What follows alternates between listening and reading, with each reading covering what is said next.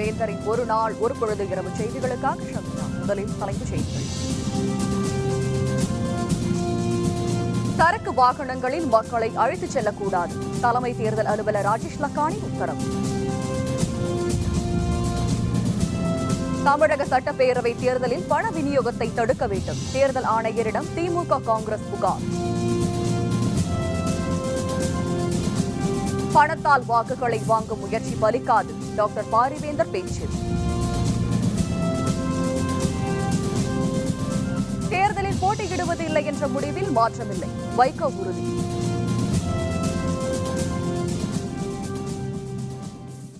லாரிகள் உள்பட சரக்கு வாகனங்களில் ஆட்களை ஏற்றிச் செல்வதற்கு அரசியல் கட்சிகளுக்கு தடை விதிக்கப்பட்டுள்ளதாக தமிழக தலைமை தேர்தல் ஆணையர் ராஜேஷ் லக்கானி தெரிவித்துள்ளார். இது பற்றிய விரிவான விவரங்களை தருகிறார் நமது செய்தியாளர் சையத். தமிழக சட்டப்பேரவை தேர்தலில் வாக்காளர்களுக்கு பணம் தருவதை தடுக்கும் வகையில் தேர்தல் ஆணையம் பல்வேறு நடவடிக்கைகளை எடுத்து வருகிறது. தமிழகத்தில் உள்ள 234 சட்டப்பேரவை தொகுதிகளிலும் தொகுதிக்கு 3 பறக்கும் படையினர் வீதம் சோதனையில் ஈடுபட்டு வரும் நிலையிலும் ஒவ்வொரு கிராமங்களிலும், அதாவது 21,300 கிராமங்களில் இளைஞர்கள் குழுவை கொண்ட ஒரு ரகசிய கண்காணிப்பு குழு உருவாக்கப்பட்டிருக்கிறது. இந்த குழுவினர் தரும் தகவல்களின் அடிப்படையில் பல்வேறு சோதனைகள் நடத்தப்பட்டு வருவதாக குறிப்பிடப்படுகிறது. இது குறித்து இன்று சென்னையில் தமிழக தலைமை தேர்தல் அலுவலர் ராஜேஷ் லக்கானி செய்தியாளர்களுடன் பேசினார். அப்போது அவர் குறிப்பிடும்போது, பண பதுக்கல் தொடர்பாக பொதுமக்கள் தகவல்கள் தரும் வகையில் வருமான வரித்துறையினருக்கு நேரடியான தகவல் தரும் வகையில் 180042256669 என்ற இலவச தொலைபேசி எண்ணையும் அவர் அறிவித்திருக்கிறார்.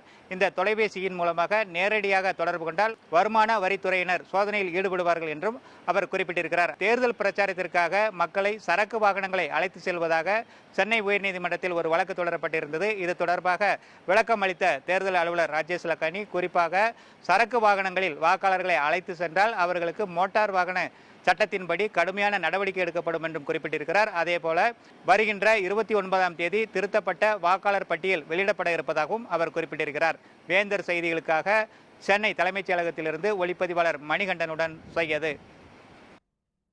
தமிழக சட்டப்பேரவை தேர்தலில் பண விநியோகத்தை தடுக்க நடவடிக்கை எடுக்க வேண்டும் என்று வலியுறுத்தி தலைமை தேர்தல் ஆணையர் நசீம் ஜைதியை சந்தித்து காங்கிரஸ் திமுக பிரதிநிதிகள் மனு அளித்துள்ளனர். தமிழக தேர்தலில் பணப்பட்டுவாடா மற்றும் அரசு அலுவலர்களை அதிமுக அரசு முறைகேடாக பயன்படுத்துவதாக திமுக மற்றும் காங்கிரஸ் சார்பில் புகார் மனு அளிக்கப்பட்டது. இந்த குழுவில் தமிழக காங்கிரஸ் மேலிட பொறுப்பாளர் குலாம் நபி ஆசாத், EVKS இளங்கோவன் மற்றும் திமுக எம்பிக்கள் TR பாலு, கனிமொழி உள்ளிட்டோர் இடம்பெற்றிருந்தனர். தலைமை தேர்தல் ஆணையரை சந்தித்த பின்னர் செய்தியாளர்களுடன் பேசிய குலாம் நபி ஆசாத், மூத்த அலுவலர்களை அனுப்பி தமிழக தேர்தல் நியாயமாக நடப்பதை உறுதி செய்ய வேண்டும் என்று தலைமை தேர்தல் ஆணையரிடம் மனு அளித்ததாக தெரிவித்தார். Insofar as AIDMK is concerned, whenever we have had elections in Tamil Nadu, the AIDMK is always using huge amount of money and is always using the government machinery. So I requested the Commission, and they should ensure that there is no misuse of government machinery and the money. மக்களுக்கு பணத்தை கொடுத்து வாக்குகளை பெற்றுவிடலாம் என்ற எண்ணம் இந்த தேர்தலில் பலிக்காது என்று இந்திய ஜனநாயக கட்சியின் நிறுவனர் தலைவரான டாக்டர் பாரிவேந்தர் குறிப்பிட்டார். பாரதிய ஜனதா கட்சி தலைமையிலான தேசிய ஜனநாயக கூட்டணியில் போட்டியிடும் இந்திய ஜனநாயக கட்சி வேட்பாளர்களை ஆதரித்து தமிழகத்தின் பல்வேறு மாவட்டங்களில் இந்திய ஜனநாயக கட்சியின் நிறுவனர் தலைவரான டாக்டர் பாரிவேந்தர் பிரச்சாரம் செய்து வருகிறார். திருவண்ணாமலை மாவட்ட கலசப்பாக்கம் தொகுதியில் இந்திய ஜனநாயக கட்சியின் சார்பில் போட்டியிடும் வேட்பாளர் K முருகதாஸை ஆதரித்து காஞ்சி என்ற ஊரில் டாக்டர் பாரிவேந்தர் பிரச்சாரம் செய்தார். கரூரிலும் சென்னையிலும் தமிழகத்தின் பல பகுதிகளிலும் இப்பொழுது கோடி கோடியாக பணம் சிக்கிக் கொண்டிருப்பதாக சுட்டிக்காட்டிய டாக்டர் பாரிவேந்தர், இவற்றிலிருந்து பணத்தை வைத்து மக்களை விலைக்கு வாங்கிவிடலாம் என்ற எண்ணம் நன்றாக தெரிவதாக குறிப்பிட்டார். ஆரோலை பொறுத்தவரை இந்த மக்களை எப்படி சந்திப்பது, இந்த மக்களை எப்படி விலைக்கு வாங்குவது, இவர்கள் எதற்கு அடிபடிவார் என்பதெல்லாம் அவருக்கு அத்துப்படி. நீங்க எல்லாம் பார்த்துருப்பீங்க, பத்திரிகைகளை படித்தா தெரியும் உங்களுக்கு. கரூரில் குடோனில் பல கோடிகள் அங்கே பதுக்கி வைக்கப்பட்டிருக்கிறது. அதே போல் சென்னையிலும் இன்னைக்கு கோடிகள் என்பது அவங்களை பொறுத்தவரை காகிதம். நமக்கெல்லாம் அன்றாடம் 10 ரூபாய் கிடைச்சா அதுக்கு ஒரு மரியாதை நம்மகிட்ட தான். அவர்களை பொறுத்தவரை இந்த நாட்டு மக்கள் எதையும் கண்டுகொள்ள மாட்டார்கள். அவர்களுக்கு வேண்டியதெல்லாம் இந்த இலவசங்கள்.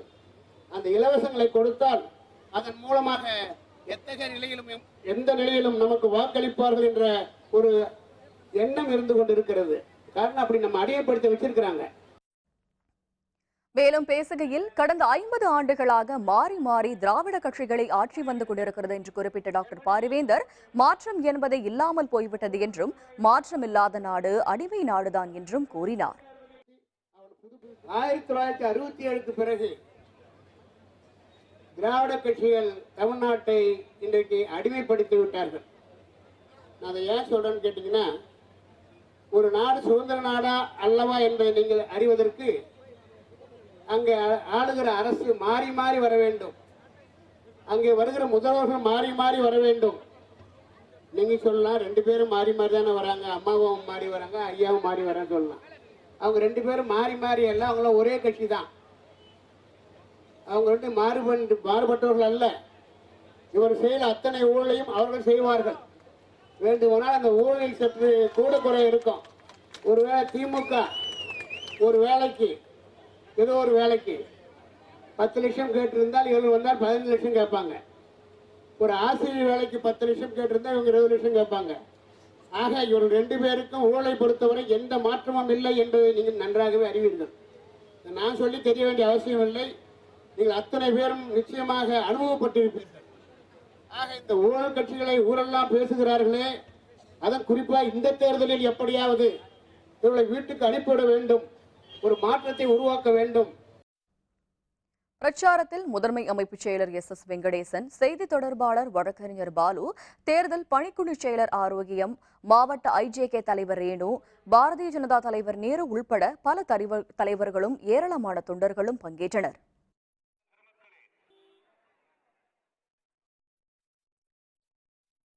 தேர்தல் நேரத்தில் மட்டுமே ஜெயலலிதா மக்களை சந்திக்க வருகிறார் என்று திமுக பொருளாளர் மு.க.ஸ்டாலின் குற்றம் சாட்டியுள்ளார். திருநெல்வேலி தொகுதி திமுக வேட்பாளர் லட்சுமணனை ஆதரித்து இன்று அவர் பிரச்சாரம் மேற்கொண்டார். நெல்லை வேளாண் பொறியாளர் முத்துக்குமாரசுவாமி தற்கொலை குறித்து பேசிய ஸ்டாலின், அதிமுக ஆட்சியில் கொலை கொள்ளைகள் அதிகரித்து விட்டதாக தெரிவித்தார். மேலும் கடந்த 5 ஆண்டுகளில் ஜெயலலிதா எப்போதாவது திருநெல்வேலிக்கு வந்திருக்கிறாரா என்றும் அவர் கேள்வி எழுப்பினார். ஏதோ தேர்தலுக்காக மாத்திரம் வந்து போகக்கூடியவங்க நாங்க இல்ல. 2011 முதலமைச்சராக பொறுப்பேற்ற ஜெயலலிதா இப்ப 2016 இந்த 5 வருஷத்துல என்னைக்காவது ஒரு முறையாவது இந்த தொகுதிக்கு அவர் வந்து உங்க குறைகளை கேட்டதுண்டா? 2014 வரையில அதிமுக ஆட்சியில நடைபெற்றிருக்கக்கூடிய கொலைகள் எவ்வளவு தெரியுமா? 7630. கற்பழிப்பு குற்றங்கள் 3463. தேர்தலில் போட்டியிடப் போவதில்லை என்ற தன்னுடைய முடிவில் மாற்றமில்லை என்று மதிமுக பொதுச்செயலர் வைகோ தெரிவித்துள்ளார். கோயம்புத்தூரில் இன்று செய்தியாளர்களுடன் பேசிய வைகோ, கட்சி சார்பற்ற விவசாய கூட்டு இயக்கங்கள் சார்பில் வரும் மே மாதம் 2ஆம் தேதி பல்லடத்தில் விடியல் மாநாடு நடக்க இருப்பதாக தெரிவித்தார். வரும் 28ஆம் தேதி சென்னையில் தேமுதிக, மக்கள் நல கூட்டணி, தமாக கட்சிகளின் தேர்தல் அறிக்கை வெளியிடப்படும் என்றும் வைகோ தெரிவித்தார். மேலும் தேர்தலில் போட்டியிடப் போவதில்லை என்ற தனது முடிவை மறுபரிசீலனை செய்ய வேண்டும் என்று கூட்டணி தலைவர்கள் வலியுறுத்தியதாக, ஆனால் தான் எடுத்த முடிவில் எந்த மாற்றமும் இல்லை என்றும் வைகோ தெரிவித்தார். என்கிட்ட ஜிஆர் பேசினாரு, என்கிட்ட திருமாவளவன் பேசினாரு, என்கிட்ட ஐயா ஜி.கே. வாசன் பேசினாங்க, என்கிட்ட கேப்டன் பேசினாங்க. என்ன காரணம்னு விளக்கம் சொல்லிட்டேன். மறுபரிசீலனை செய்ய வேண்டும் என்று இன்னைக்கு காலையில் அண்ணன் நல்ல கண்டு கேட்டுக்கொண்டார். நான் சொன்னேன், எண்ணி துணிக கர்மம், ஆழ்ந்து யோசித்து முடிவெடுத்திருக்கிறேன். இது ஒரு நாடகம் அல்ல. வேற தொகுதியிலாவது நிற்கலாமே, அது அதை விட பெரிய நாடகமாயிரும். நான் எடுத்த முடிவை மாற்றிக்கிட மாட்டேன்னு கன்வின்ஸ் பண்ணி சரின்ட்டாங்க.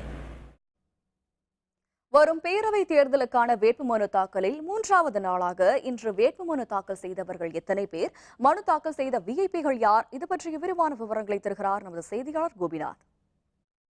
தமிழக சட்டப்பேரவை தேர்தலுக்கான வேட்புமனு தாக்கல் கடந்த 22ஆம் தேதி தொடங்கியது. முதல் நாளான அன்று 83 பேர் வேட்புமனு தாக்கல் செய்தனர். சனி மற்றும் ஞாயிற்றுக்கிழமைகளில் வங்கி விடுமுறை என்பதால் 2 நாட்கள் வேட்புமனுக்கள் பெறப்படவில்லை. இதனைத் தொடர்ந்து அதிமுக பொதுச் செயலாளர் ஜெயலலிதா ஆர்கே நகர் தொகுதியிலும், திமுக தலைவர் கருணாநிதி திருவாரூரிலும் வேட்புமனுக்கள் தாக்கல் செய்தனர். இதேபோல் பாட்டாளி மக்கள் கட்சியின் முதல்வர் வேட்பாளர் அன்புமணி ராமதாஸ் மற்றும் நாம் தமிழர் கட்சியின் ஒருங்கிணைப்பாளர் சீமான் உள்ளிட்டோரும் வேட்புமனுக்களை தாக்கல் செய்துள்ளனர். இந்நிலையில் திமுக பொருளாளர் ஸ்டாலின் நாளை கொளத்தூர் தொகுதியில் வேட்புமனு தாக்கல் செய்ய உள்ளார். அதேபோன்று தேமுதிக தலைவர் விஜயகாந்தும் நாளை உளுந்தூர்பேட்டையில் வேட்புமனு தாக்கல் செய்யலாம் என்று எதிர்பார்க்கப்படுகிறது. தமிழகத்தில் இதுவரை 905 ஆண்களும் 122 பெண்களும் மொத்தமாக 1027 பேர் வேட்புமனு தாக்கல் செய்துள்ளனர். வேந்தர் செய்திகளுக்காக சென்னை மாநகராட்சி அலுவலகத்தில் இருந்து ஒளிப்பதிவாளர் இம்ரானுடன் கோபிநாத். மாநிலங்களவைக்கு புதியதாக நியமிக்கப்பட்ட குத்துச்சண்டை வீராங்கனை மேரி கோம் உள்ளிட்டோர் இன்று எம்பிக்களாக பதவியேற்றுக் கொண்டனர். புதிய எம்பிக்களான சுப்பிரமணியன் சாமி, குத்துச்சண்டை வீராங்கனை மேரி கோம் உள்பட அனைவருக்கும் இன்று மாநிலங்களவைத் தலைவர் ஹமீத் அன்சாரி பதவி பிரமாணம் செய்து வைத்தார்.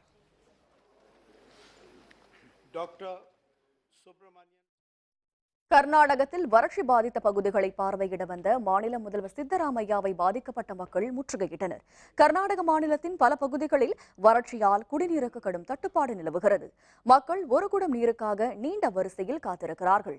குடிநீருக்காக அவர்கள் நெடுந்தொலைவு சென்று அல்லாட வேண்டியிருக்கிறது. நிலையில் ஹூப்ளி மாவட்டத்தில் பாதிக்கப்பட்ட பகுதிகளை பார்வையிட மாநில முதல்வர் சித்தராமையா வந்தார். அவரை மக்கள் சூழ்ந்து கொண்டு தங்கள் பிரச்சனையை வேதனையுடன் எடுத்துரைத்தனர்.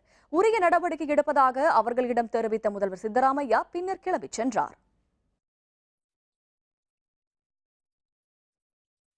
தமிழக பள்ளிகளில் திருக்குறளின் அனைத்து குறட்பாக்களையும் உரிய விளக்கத்துடன் பயிற்றுவிக்க வேண்டும் என்று தமிழக அரசிற்கு உயர்நீதிமன்ற மதுரை கிளை உத்தரவிட்டுள்ளது.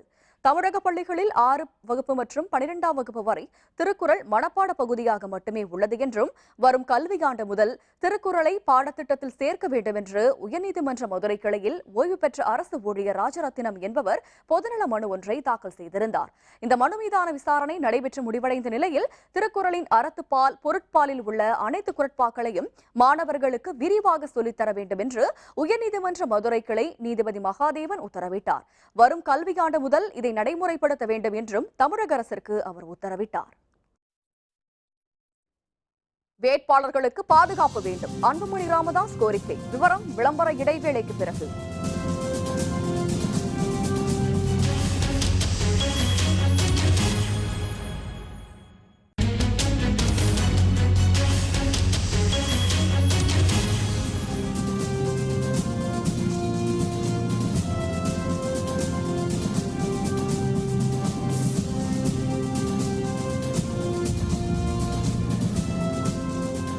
செய்திகள் தொடர்கின்றன. தமிழகத்தின் பெரும்பாலான பகுதிகளில் வெயில் சுட்டெரித்துக் கொண்டிருக்கிறது. கடும் வெப்பம் காரணமாக குழந்தைகளும் முதியவர்களும் வீட்டை விட்டு வெளியே வர முடியாத நிலையில் காணப்படுகிறது. இந்த நிலையில் அடுத்த 24 மணி நேரத்தில் வெப்பத்தின் தாக்கம் படிப்படியாக குறையும் என்று சென்னை வானிலை ஆய்வு மையம் தெரிவித்துள்ளது. இதுபற்றிய விரிவான விவரங்களை தருகிறார் நமது செய்தியாளர் புவனேஸ்வரி. தமிழகத்தில் கடந்த 2 நாட்களாக வெயிலின் அளவானது மிகவும் அதிகமாக இருந்தது. இதனால் மக்கள் கடும் பாதிப்பிற்கு ஆளாகி இருந்தனர். குறிப்பாக அதிகபட்சமாக 43 டிகிரி செல்சியஸ் வெயில் பதிவாகி இருந்தது.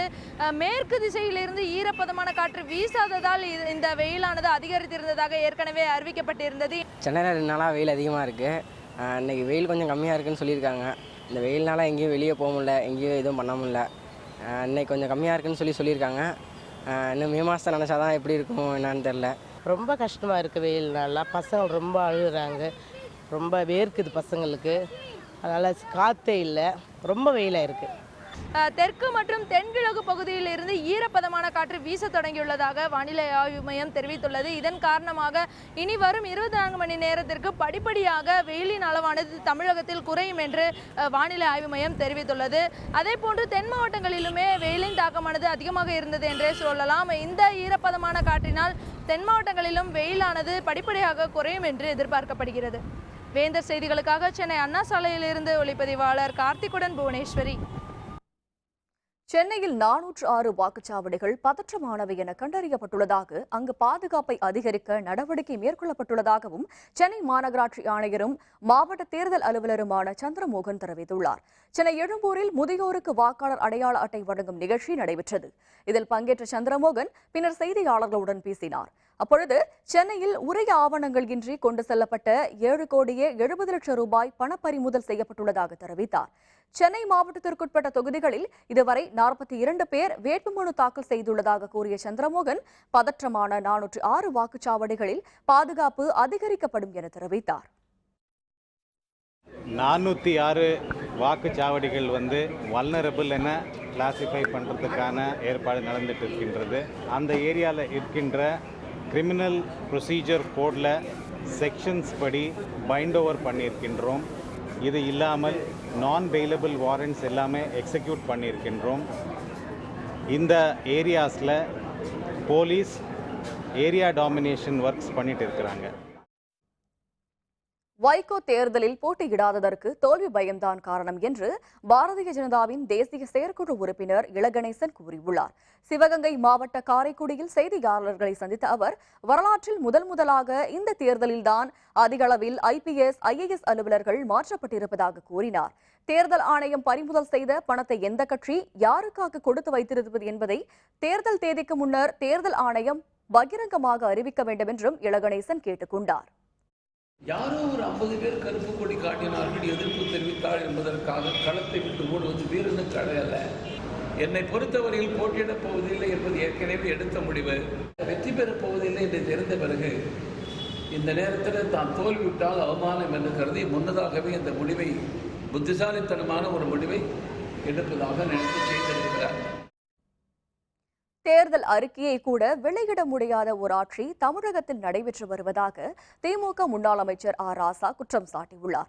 பெரம்பலூர் புதிய பேருந்து நிலையம் அருகே ஒரு தனியார் திருமண மண்டபத்தில் திமுக செயல் வீரர்கள் கூட்டம் மற்றும் தொகுதி வேட்பாளர் அறிமுக கூட்டம் நடைபெற்றது.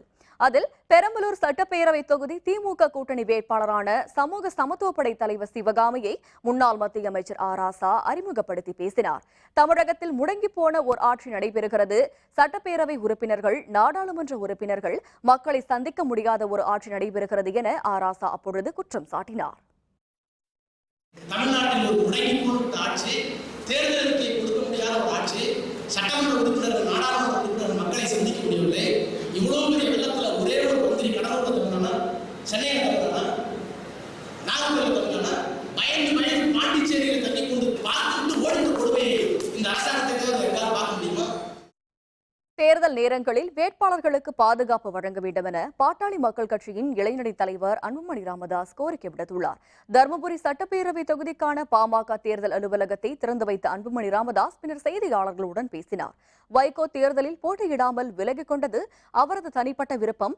ஆனால் அதற்காக அவ்வளவு நாடகம் தேவையில்லை என அன்புமணி கருத்து தெரிவித்தார். சேலம் மேற்கு தொகுதி பாமக வேட்பாளர் அருள் மீது கொலைவெறி தாக்குதல் நடத்தியவர்களை காவல்துறை கண்டுபிடிக்க வேண்டும். தேர்தல் காலத்தில் வேட்பாளர்களுக்கு பாதுகாப்பு வழங்க வேண்டும் எனவும் அன்புமணி ராமதாஸ் கோரிக்கை விடுத்தார். ஒரு சில அரசியல் கட்சிகள் தேர்தல் நேரத்தில் இப்படி சம்பவங்கள்லாம் நடத்தி வேறு விதமான பிரச்சனைகளை தூண்டிவிட திட்டமிட்டிருக்கிறார்கள் என்று செய்தி வந்து கொண்டிருக்கின்ற செய்தி. இதைத்தான் வைகோ அவர்களும் சொல்லியிருக்கின்றார். இந்த வகையில் தேர்தல் ஆணையம் மிக கவனமாக இதை பார்த்து கொண்டு தேர்தல் நியாயமாக நடக்க வேண்டும், அத்துணை பேருக்கும் பாதுகாப்பு வழங்க வேண்டும். வரும் பேரவை தேர்தலில் பணம் கொடுத்து ஓட்டு வாங்கி வெற்றி பெற நினைக்கும் அரசியல் கட்சிகளுக்கு பாடமாக அமையும் என்று இந்திய கம்யூனிஸ்ட் கட்சியின் தேசிய குழு உறுப்பினர் சி மகேந்திரன் தெரிவித்துள்ளார். புதுக்கோட்டை மாவட்டத்தில் உள்ள 6 சட்டப்பேரவை தொகுதிகளிலும் போட்டியிடும் மக்கள் நல கூட்டணி வேட்பாளர்களுக்கு ஆதரவாக பிரச்சாரம் மேற்கொண்டு வரும் அவர் செய்தியாளர்களுடன் பேசினார். அப்பொழுது பேசிய மகேந்திரன், பணத்தை கொடுத்து வாக்குகளை வாங்கலாம் என சில கட்சிகள் கருதுவதாகவும், இந்த தேர்தலில் பணத்துக்கு மக்கள் பலியாக மாட்டார்கள் என்றும் மகேந்திரன் தெரிவித்தார். கடந்த காலத்தில் அடித்த கொள்ளை பணத்தை வைத்து லஞ்சம் கொடுத்து ஓட்டு வாங்கிவிடலாம் என்கின்ற நிலைமைகளில் நம்முடைய மாநில அரசாங்கம், அதை ஆளும் கட்சி, அதே போல ஆதிக்க கட்சிகள் இவையெல்லாம் முயற்சி செய்து கொண்டிருக்கிறது. இந்த தேர்தல் என்பது பணம் கொடுத்து காசு வாங்கி வெற்றி பெற்று விடலாம் என்று சொல்லக்கூடிய அரசியல் கட்சிகளுக்கு மிக மோசமான ஒரு பாடத்தை புகட்டக்கூடிய ஒரு தேர்தலாக இந்த தேர்தல் அமையும்.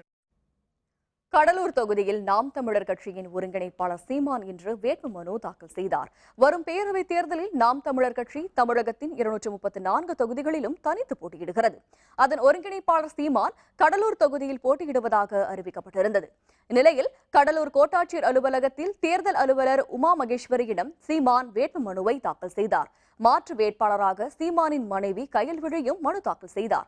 பின்னர் செய்தியாளர்களுடன் பேசிய சீமான், திமுக, அதிமுக ஆகிய 2 கட்சிகளும் பணபலத்தை நம்பி போட்டியிடுவதாகவும், அதனை தடுக்க தேர்தல் ஆணையம் நடவடிக்கை எடுக்க வேண்டும் என்றும், பணத்தை பெறாமல் வாக்களிப்பதை ஊக்குவிக்க வேண்டும் என்றும் தெரிவித்தார். இந்த 2 பெரும் கட்சிகளுமே தத்துவத்தை சாக விட்டுருச்சு, கொள்கையை கொன்றுச்சு. அப்படிங்கும்போது பணம் தான், பணத்தை நம்பி தான் தேர்தலை எதிர்கொள்ளும். எங்களை மாதிரி தெரு தெருவாக போய் வீடு வீடாக போய் மக்களை சந்தித்து நாங்கள் வச்சுருக்கிற கருத்தை, தத்துவத்தை வந்தால் என்ன செய்ய போகிறோங்கிறத பேசாது. அதனால் பணத்தை நம்பி தான் தேர்தலில் நிற்கும். அதை தேர்தல் ஆணையம் தடுக்கணும். பணம் இல்லாமல் தேர்தலை நடத்தி தூய ஜனநாயகத்தை மலர வைக்கணுங்கிறதுல கூடுதல் கவனம் எடுக்கணுங்கிறது தான் நம்ம கோரிக்கை. நாகை மாவட்ட மயிலாடுதுறை தொகுதியில் திமுக வேட்பாளர் வேட்புமனு தாக்கல் செய்த பொழுது திமுக தொண்டர்களுக்கும் காவல்துறையினருக்கும் இடையே தள்ளுமுள் ஏற்பட்டது. மயிலாடுதுறை திமுக வேட்பாளர் அன்பழகன் தனது ஆதரவாளர்களுடன் இன்று வேட்புமனு தாக்கல் செய்ய சென்றார். அப்பொழுது விதிமுறையை மீறி திமுகவினர் கோட்டாட்சியர் அலுவலகத்திற்கு ஊர்வலமாக செல்ல முயன்றனர். அவர்களை 100 மீட்டர் தொலைவில் காவல்துறையினர் தடுத்து நிறுத்திய பொழுது இருதரப்பினருக்கும் இடையே தள்ளுமுள் ஏற்பட்டது. தடையை மீறி கோட்டாட்சியர் அலுவலக வாசலில் திமுகவினர் திரண்டனர். அதுபோல வேட்பாளரும் 4 பேர் மட்டுமே வர வேண்டும் என்ற விதியை மீறி அன்பழகன் 8 பேருடன் வந்து மனு தாக்கல் செய்தார். இது தொடர்பாக திமுகவினர் மீது நடவடிக்கை எடுக்க வேண்டும் என பல்வேறு அரசியல் கட்சியினர் கோரிக்கை விடுத்துள்ளனர். உளுந்தூர்பேட்டை பேரவை தொகுதியில் போட்டியிடும் தேமுதிக தலைவர் விஜயகாந்த் நாளை வேட்புமனு தாக்கல் செய்ய உள்ளதாக அக்கட்சியின் இளைஞரணி செயலர் LK சுதீஷ் தெரிவித்துள்ளார். விழுப்புரம் மாவட்ட உளுந்தூர்பேட்டையில் கூட்டணி கட்சியினருடன் ஆலோசனை நடத்திய சுதீஷ் பின்னர் செய்தியாளர்களுடன் பேசினார். அப்பொழுது விஜயகாந்த் நாளை பகல் 12 மணியளவில் வேட்புமனு தாக்கல் செய்ய உள்ளதாக கூறினார். மேலும் உளுந்தூர்பேட்டையில் தேமுதிக வெற்றி பெற்றால் தமிழகத்தின் அனைத்து மாவட்டங்களும் வளர்ச்சியடையும் என்றும் சுதீஷ் தெரிவித்தார். மாண்புமிகு கேப்டன் அவர்கள் தொகுதி உளுந்தூர்பேட்டையில் நாளை மதியம் சுமார் 12 மணி அளவில் எங்களுடைய தலைவர் அவர்கள் வேட்புமனு தாக்க உள்ளார். இந்த உளுந்தூர்பேட்டில் ஒரு நவீன வசதி கொண்ட அரசு ஹாஸ்பிட்டல் கொண்டு வருவோம். கண்டிப்பாக இது மாதிரி ரொம்ப விஷயம் இருக்கு. நாளிலிருந்து எங்களுக்கு பிரச்சாரம் இருக்கும். வரும் தேர்தலில் எந்த ஒரு கட்சிக்கும் தனிப்பட்ட முறையில் ஆதரவு தரப்போவதில்லை என்று தமிழக அனைத்து விவசாயிகள் சங்க ஒருங்கிணைப்பு குழுவின் ஒருங்கிணைப்பாளர் PR பாண்டியன் தெரிவித்துள்ளார். சென்னையில் இன்று செய்தியாளர்களுடன் பேசிய PR பாண்டியன் அனைத்து கட்சிகளும் விவசாயிகளுக்கு ஆதரவாக கருத்து தெரிவித்துள்ளதால் யாருக்கும் தனிப்பட்ட முறையில் ஆதரவு தரப்போவதில்லை என்று குறிப்பிட்டார். மேலும் முல்லை பெரியாறு அணையை இடிப்பேன் என்று கூறிய கேரள முன்னாள் முதல்வர் அச்சுதானந்தனின் கருத்தை கண்டிப்பதாகவும் அவர் தெரிவித்தார். இன்றைய தேர்தல் என்பது நம்மளுடைய போராட்டத்தால் அரசியல் கட்சிகளை விவசாயிகளுடைய பிரச்சனைக்கு முன்னிலைப்படுத்தி தேர்தல் அறிக்கைகள் வெளியிட்டுக் கொண்டிருக்கிற பொழுது ஒரு கட்சிக்கு எதிராக ஒரு கட்சிக்கு ஆதரவான நிலை எடுப்பது என்பது துளியும் இன்றைக்கு இருக்கிற சூழலில் விவசாய அமைப்புகளுக்கு அது இடம் தராது, அது பொருந்தாது என்று நாங்கள் முடிவெடுத்திருக்கிறோம். உளுந்தூர்பேட்டை பேரவை தொகுதியில் போட்டியிடும் இந்திய ஜனநாயக கட்சி வேட்பாளர் சபா ராஜேந்திரன் இன்று தனது வேட்பு மனுவை தாக்கல் செய்தார். விழுப்புரம் மாவட்ட உளுந்தூர்பேட்டை தொகுதியில் இந்திய ஜனநாயக கட்சி சார்பில் போட்டியிடும் வேட்பாளர் சபா ராஜேந்திரன் வட்டாட்சியர் அலுவலகத்தில் தேர்தல் அலுவலர் முகுதனிடம் வேட்பு மனுவை தாக்கல் செய்தார். கட்சியின் முதன்மை அமைப்பு செயலர் SS வெங்கடேசன், மாநில தேர்தல் பணிக்குழு செயலர் ஆரோக்கியம், பாரதிய ஜனதா மாநில பொதுக்குழு உறுப்பினர் அருள் உள்பட பலர் உடனிருந்தனர். முன்னதாக IJK தேர்தல் அலுவலகத்தை SS வெங்கடேசன் திறந்து வைத்தார். இதேபோல் சேலம் மாவட்ட வீரபாண்டி தொகுதி இந்திய ஜனநாயக கட்சி வேட்பாளர் மோகன்குமார் இன்று தனது வேட்பு மனுவை தாக்கல் செய்தார். முன்னதாக பாரதிய ஜனதா மற்றும் இந்திய ஜனநாயக கட்சியின் நிர்வாகிகள் மற்றும் தொண்டர்கள் திரளானோர் ஊர்வலமாக வந்தனர். வீரபாண்டி சட்டப்பேரவை தொகுதிக்கான தேர்தல் அலுவலர் மூர்த்தியிடம் அவர் தனது மனுவை தாக்கல் செய்தார். அப்பொழுது மாநில அமைப்பு செயலர் வரதராஜன், மாநில மகளிரணி தலைவி அமுதா ராஜேஸ்வரன் மற்றும் பாரதிய ஜனதா நிர்வாகிகளும் உடனிருந்தனர். சீர்காழியை அடுத்த வைத்தீஸ்வரன் கோவிலில் நகரத்தார் இன்று குலதெய்வ வழிபாடு நடத்தினர். இதில் பல்வேறு மாவட்டங்களைச் சேர்ந்த திரளான பக்தர்கள் பாத யாத்திரையாக வந்து சுவாமி தரிசனம் செய்தனர்.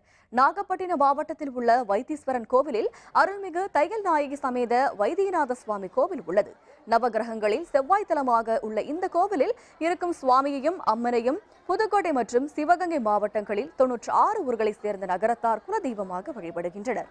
ஆண்டுதோறும் பங்குனி மாதம் விரதம் இருந்து சித்திரை மாதம் முதல் வாரம் பாத யாத்திரையாக புறப்பட்டு 2வது வாரம் வைத்தீஸ்வரன் கோவிலுக்கு வந்து அவர்கள் சுவாமி தரிசனம் செய்வது வழக்கம். இந்த ஆண்டும் பாத யாத்திரையாக வந்த ஆயிரக்கணக்கான நகரத்தார் இன்று காலை வைத்தீஸ்வரன் கோவிலில் குலதெய்வ வழிபாடு நடத்தினர். கிட்டத்தட்ட 8 வருஷமாக வந்துட்டுருக்கோம். பிள்ளைங்களோட படிப்புக்காண்டியும் எங்களோட குடும்ப நலத்துக்காண்டியும் நடந்து வந்துருக்கு. இந்த தையல் நாயகி அம்மன் மேலே பரிபூரணமான நம்பிக்கை வச்சிருக்கிறதுனால தொடர்ந்து வந்துட்டுருக்கோம். IPL கிரிக்கெட் இன்றைய போட்டி ஹைதராபாத் புனே அணிகள் மோதல். விவரம் விளம்பர இடைவேளைக்கு பிறகு.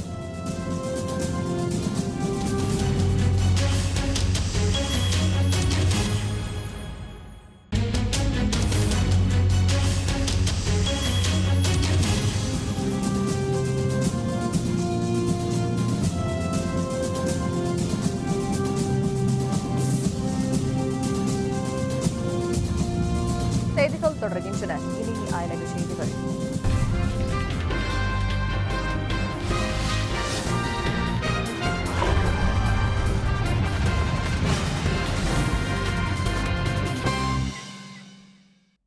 பிரான்ஸ் நாட்டில் பல்வேறு கோரிக்கைகளை வலியுறுத்தி ரயில்வே ஊழியர்கள் நடத்திய நாடு தழுவிய வேலைநிறுத்தத்தால் ரயில் சேவைகள் முடங்கின.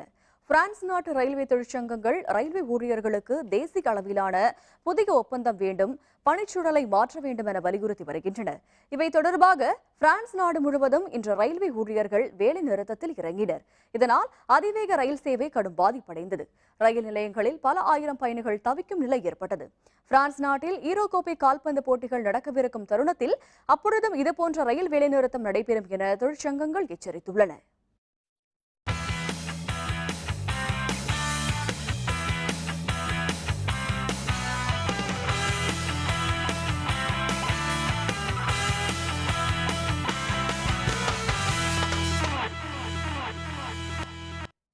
IPL கிரிக்கெட் தொடரில் இன்று நடைபெறும் 22வது லீக் போட்டியில் சன்ரைசர்ஸ் ஹைதராபாத் அணிக்கு எதிராக ஆடும் ரைசிங் புனே சூப்பர் ஜெயின்ஸ் அணி பந்து வீச்சை தேர்வு செய்துள்ளது. இந்நிலையில் ஹைதராபாத்தில் உள்ள ராஜீவ்காந்தி திடலில் சன்ரைசர்ஸ் ஹைதராபாத் அணி பேட்டிங்கை தொடங்க உள்ளது. இந்நிலையில் தற்பொழுது மழை காரணமாக ஆட்டம் தாமதமாகியுள்ளது.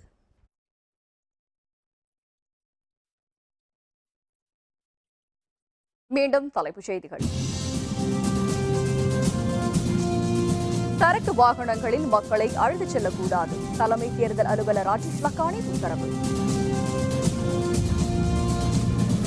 தமிழக சட்டப்பேரவை தேர்தலில் பண விநியோகத்தை தடுக்க வேண்டும். தேர்தல் ஆணையரிடம் திமுக காங்கிரஸ் புகார். பணத்தால் வாக்குகளை வாங்கும் முயற்சி பலிக்காது. டாக்டர் பாரிவேந்தர் பேச்சு.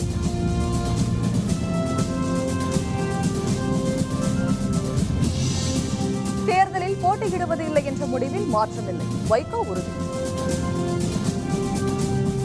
இத்துடன் வேந்தரின் ஒரு நாள் ஒரு பொழுது இரவு செய்திகள் நிறைவடைந்தன. மீண்டும் இரவு 10 மணிக்கு கண்ணுறங்கும் வேளை இரவு செய்திகளில் சந்திப்போம். வணக்கம்.